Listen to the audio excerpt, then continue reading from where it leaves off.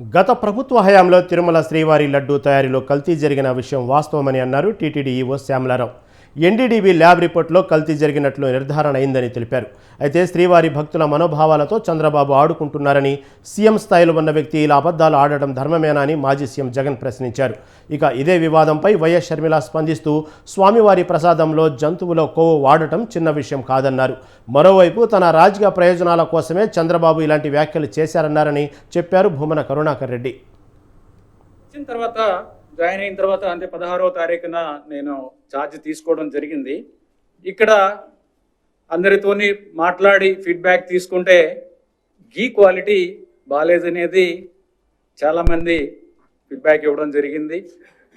లడ్డూ పోటు మనకున్న స్టాఫ్ కూడా వాళ్ళు కూడా దీనివలన లడ్డూ క్వాలిటీ దెబ్బతింటుంది అనేది ఒకటి. తర్వాత ఎక్స్పర్ట్స్తో కూడా మాట్లాడిన తర్వాత లడ్డూ క్వాలిటీ బాగుండాలి అంటే గీ క్వాలిటీ బాగుండాలి.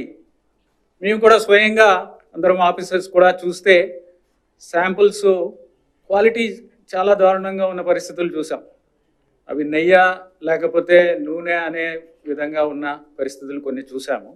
సో అందరికీ కూడా వార్నింగ్ ఇచ్చి గట్టిగా చెప్పి మీరు క్వాలిటీ సప్లైస్ చెయ్యకపోతే మిమ్మల్ని బ్లాక్ లిస్ట్ చేస్తాము అని చెప్పడం జరిగింది.